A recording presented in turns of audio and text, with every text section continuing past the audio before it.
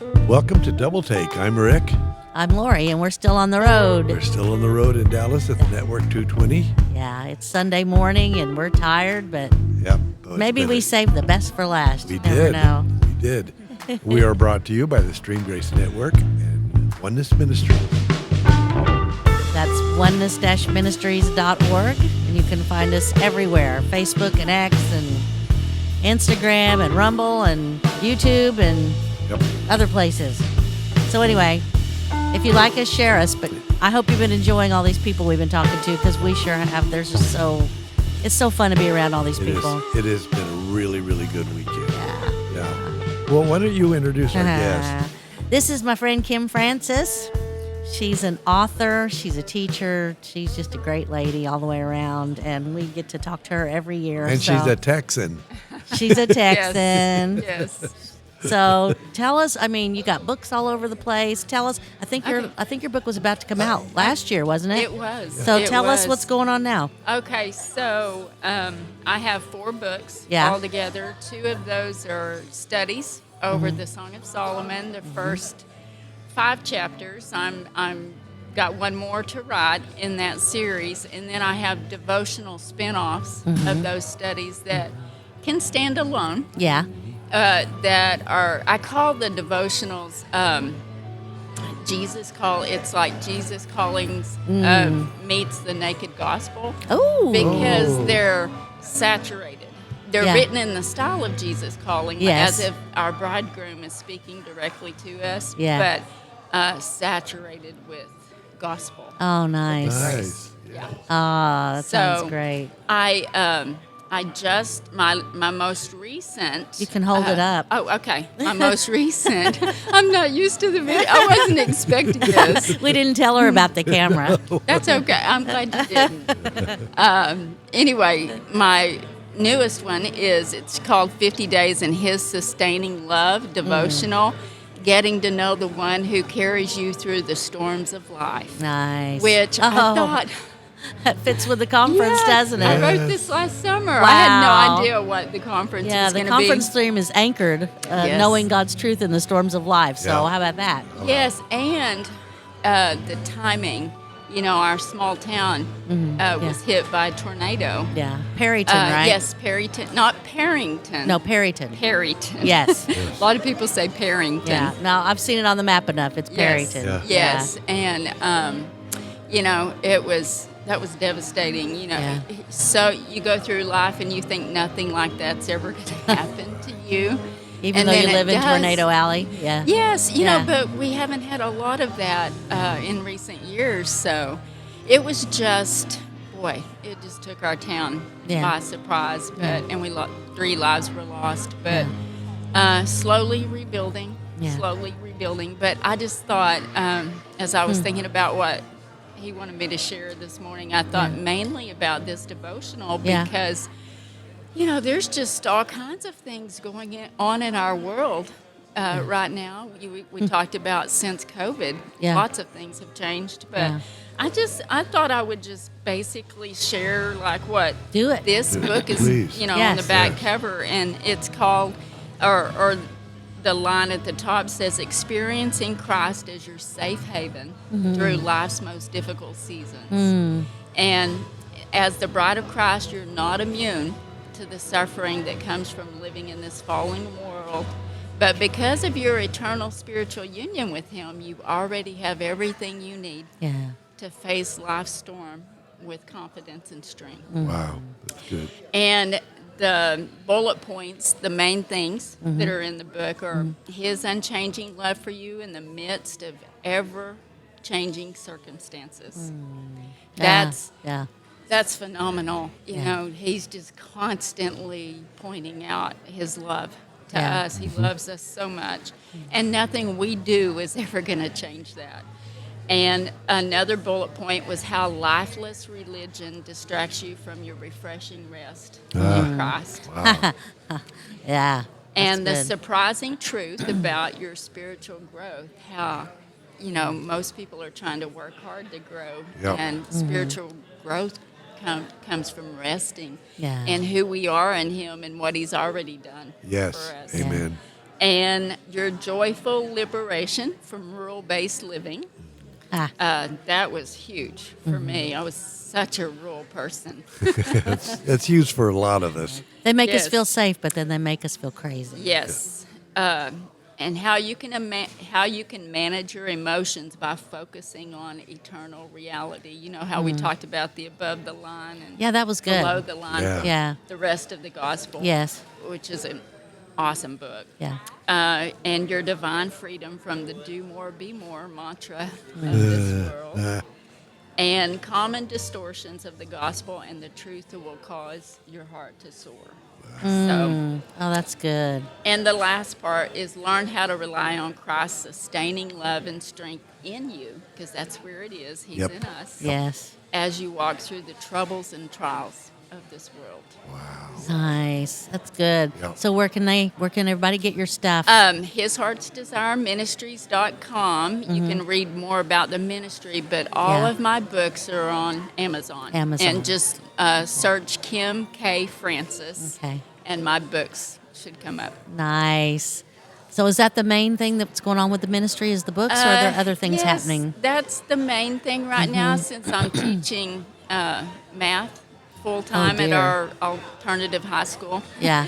But school's about to be out, and I'm ready to start writing the last study. And Wow, the last yes. one? Yes. And, yes. And then first of all, And- what's the last one going to be? Okay, the last one, the first two were His Banner Over Me is Pursuing Love. Right. The second one is His Banner Over Me is Sustaining Love. Mm-hmm. And the last one is going to be His Banner Over Me is Transforming Oh, Love. nice. Nice. About basically the transformation comes as we rest Yeah. in His finished work. That's and good. So, and then there will be a devotional Yeah. spinoff Yeah. of that. Yeah. And then I'm planning to finish.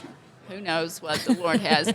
But the 7th book will be Knowing Christ as Spiritual Bridegroom, which is kind of like Oh. a prequel Yeah. to all of that. Right. So, Wow. Yeah. And how long do you think all that's going to take? oh gosh.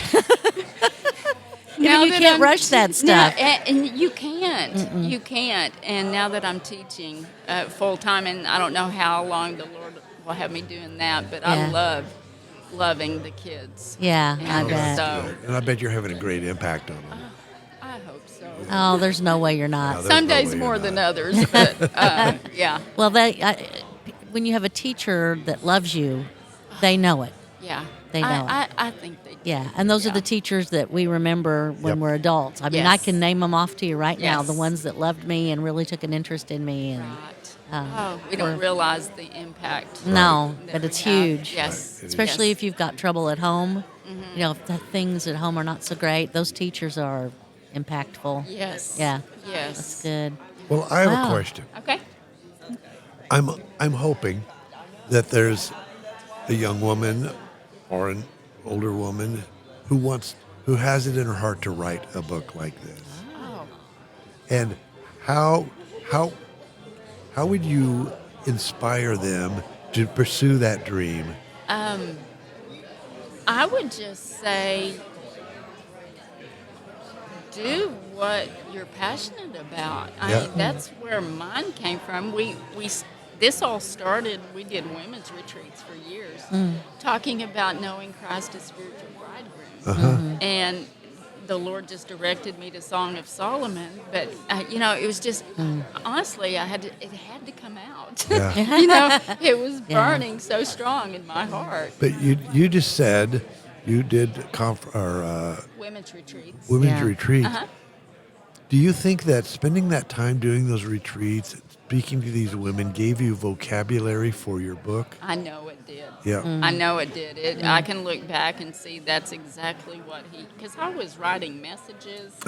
Yeah. That's how I got into all of that. Yeah. But I would just say, don't be afraid to do it. So many people are self-publishing now. That's what I've That makes done. That- us too. Yeah. yeah. That Yes. makes it so much easier. Yes. It certainly does. Yeah. To go through what's the software? Oh, we use Kindle. Kindle, yeah. Yeah, that's what I use. Yeah. Kindle Direct Publishing. Yes.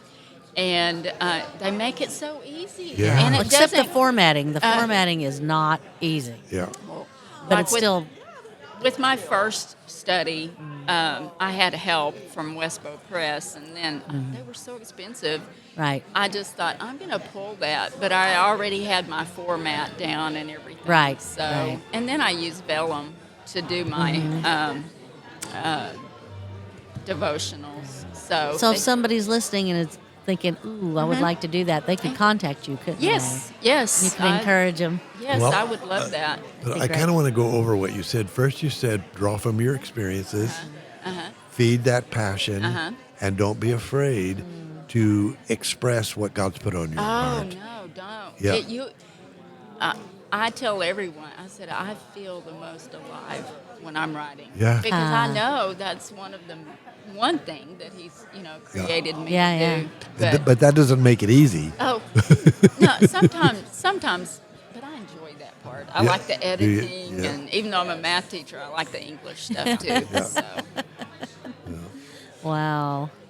Wow. You got anything else you would like to say before? It looks like we're going to get started here in a little bit. But I don't think so. Nothing earth-shattering? Just want to encourage everyone that God lives in us, and He just wants us to rest in Him and Yes. live from His love. Let ourselves be loved. I love that New Mercy Me song. Let yourself be loved. Oh, I don't know if I've heard that one yet. I think it's on Inhale, Exhale. Oh, then I have the album. Yeah. I should pay attention to that. Yeah. Such a good song. So once again, tell us how that you're on Amazon. Yes, I'm on Amazon.com. Kim K. Francis. Our website is HisHeartsDesireMinistries.com. And I have a blog there. I've got almost 200 blog posts Wow. from Wow. the past. Wow. I haven't been actively doing new ones Well, since a I little went back busy. to school, but lots of good content. Yeah. on Well, there. and the way you describe God's love in a different way. Yeah. Because you start with the Song of Solomon. And Yes. because it's just a different take, and it's I don't think it's just for women, It's but not. I think women will especially Yes, like it. they're so. drawn to the romance. Yeah. Yeah. The divine romance. Yeah, and that's the difference, is the romance. Yes. Because you don't hear that in a lot of places. So you guys go get her stuff. It's Get really our good. stuff. Get these books. Yeah. Get the devotional. This one is 50 Days in His Sustaining Love. But you got to start with the first one. Yeah. You don't want to miss anything. And we'll put when we do this, I'll pull it. Can I pull this cover off of Of your course. Facebook page or someplace? Of course. Oh, I have Amazon. Yeah, Amazon. Yeah, Okay. It's out there. We can do that. Use what you Yeah. So, thank you, Kim. Thank you, for Kim. having me Awesome. again. I Every hey, appreciate it. be here next year. We'll do it again. All right. All right. Yeah. Looking forward Thanks. to it. God bless. God bless Thank you, guys. I'm so excited. Yay. I love your interviews. This is Tracy Levinson. Levinson. Levinson, I You get must it wrong pronounce every it every year. year. It's a good Jewish name. Yes, it is. Tracy Levinson. Levinson. Yeah. Welcome. Thank you. Thanks for sitting down with us again. It's so fun to be with you. Yeah. So, what's happened since last year? Oh, what's happened since last year? You have any new children? I don't have a new child, but I have a new grandchild. I have two grandchildren now, which is amazing. Nice. And that's so Congratulations. sweet. Thank you. Oh, fun. And I would say since last year, I mean, it sounds so spiritual, but the promises of God. It's like I'm living in the promises of God right now in terms of when you're in a hard season, which you probably have some people right now listening that are in the trenches of something hard. Yeah. And when you're in a hard season, you're going, oh, I hope. What does God say? He says He's good. He loves me. He says that He will restore my soul. When you feel like you have a ravaged soul, you're like, oh, that sounds so good. Yeah. And this is a season where my life feels like spring. Oh. And good. I feel like, and again, it's funny because it's like I really know that life is so interesting. It's like a good book. There's highs, there's lows, there's drama, but it's always fun when everything calms down and it's a sweet season, and I'm in that right now. And it just reminds me of the times where I go, well, you have hope when you're having a hard time, where you're like, I hope God can restore some things in my life. I hope He can heal some things. I hope He can bring me some refreshment. And so I'm in that right now. And how much Nice. sweeter is the refreshment when you come out of a struggle. That's funny you say that. Frank Friedman and I were just discussing about how when you have struggles, how everything is so much sweeter. And actually, when you're in a struggle, when someone ministers to you, Yes. I have a friend who's sitting here right now. I remember when I was in my hard season, I remember sharing a little bit of it with her. And I remember I was in her home and she prayed for me. And for her, she prays for people all the time. But I was so hungry and thirsty in that season for comfort. Yeah. And that it was like a splash of water on me. Oh, that's Somebody so praying fun. for you, there's nothing more powerful feeling than that. Yeah. That's just amazing. It's just part of it's the prayer. I'm sure is so profound because Yeah. the mystery of prayer. I don't get it. I'm Yeah. still trying to understand that. But the fact that someone loves you and cares for you, Yes. Yes. and wants to stop and take the time to minister to you means a lot. And once again, what a wonderful gift that God gives us, especially if we're in a time of hard and struggle, and then somebody becomes that splash of water or that piece of sugar or candy. Ooh, even better. I love chocolate. Yes. Oh, it's dark chocolate. Yes. Yes. And God gifts us with that. But and one of the things that I talk about when I counsel is that you really can't appreciate the light, how bright the light is, if you haven't spent much time in darkness. And you Yeah. know, Well, I don't think we've God, all spent a lot of time in darkness, I think. and I'm not saying God causes that, No. but He certainly uses it Yeah. to refresh us and to help us understand how beautiful His life is. Yeah.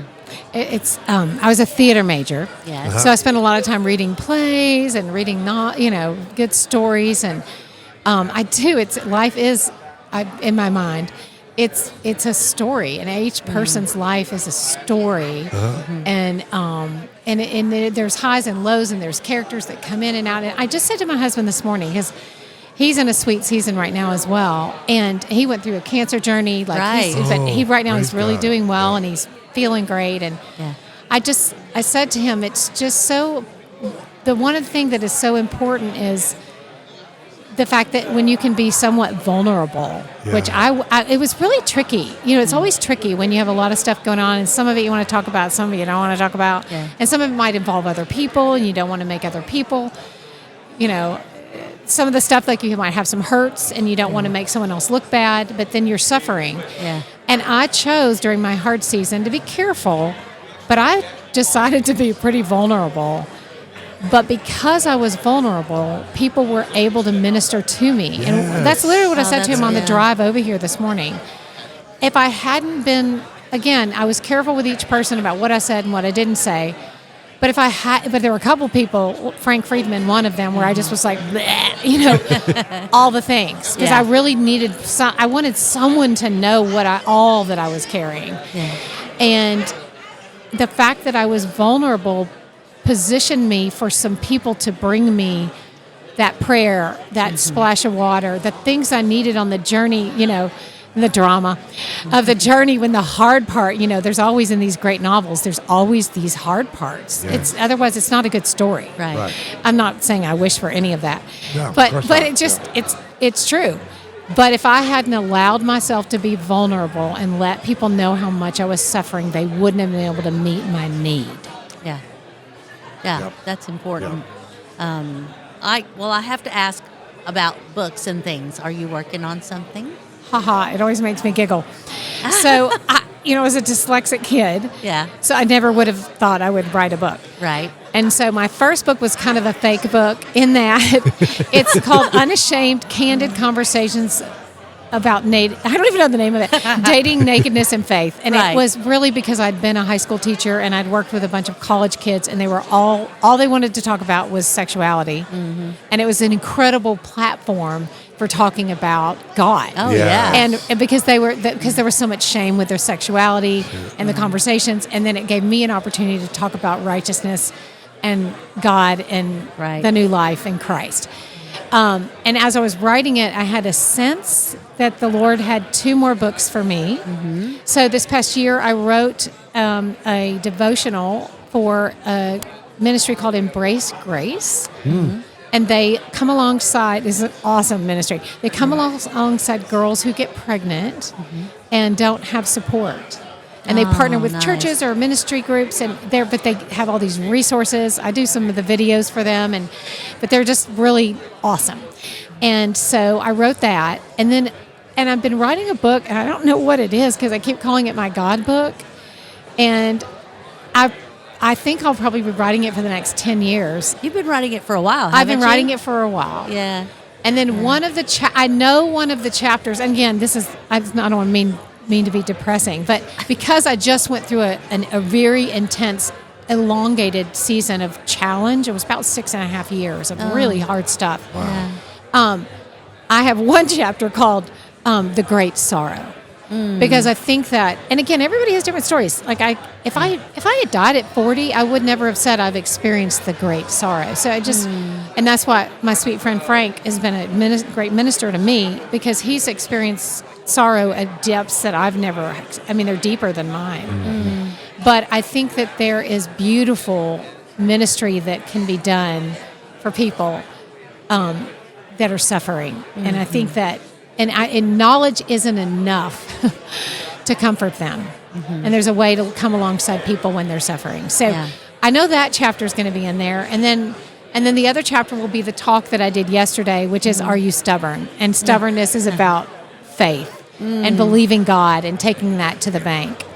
So stubbornness is, I think it can be redeemed. Yeah. There's a Yes. redeemed version of being stubborn, because I was stubborn as a child, but I'm stubborn as a believer too. What's the difference between stubbornness and tenacity? If you look it up in Webster's dictionary, trust me, I have. Tenacity is one of the words that's used to define stubborn. Really? So it's part of the definition. Well, then it does need to be redeemed for sure.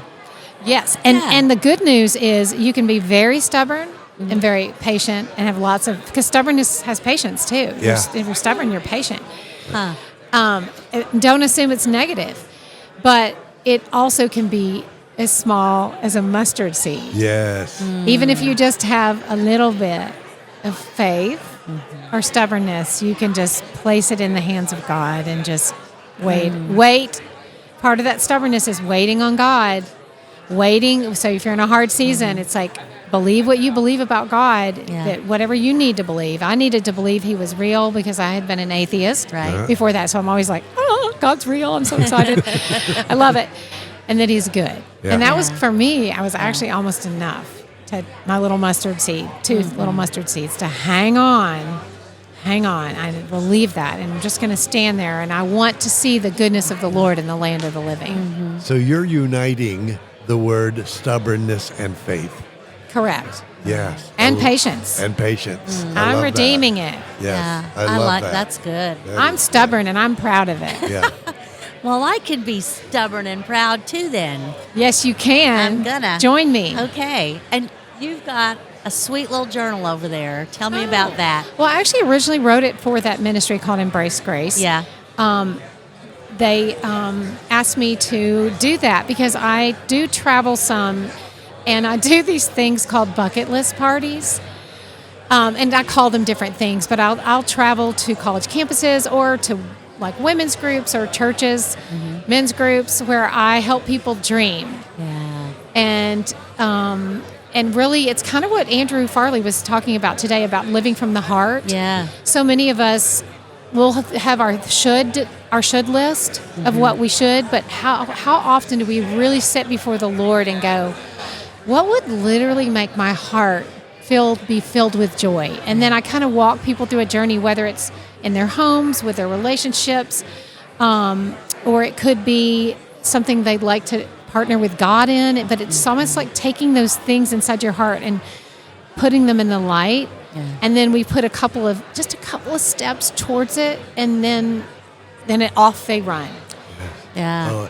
How many people are afraid to dream because they don't want to be disappointed? Right. Because, if you, what is the verse? It's not coming to me. The heart makes the heart sick. What is that verse? Oh, hope deferred makes the heart sick. Hope deferred makes the heart sick. But the desire, when it comes, It's Not, a tree not of if life. it comes, but when it comes, it's It's a tree of life. Yeah. Yeah. Yes. Yeah, that's a favorite.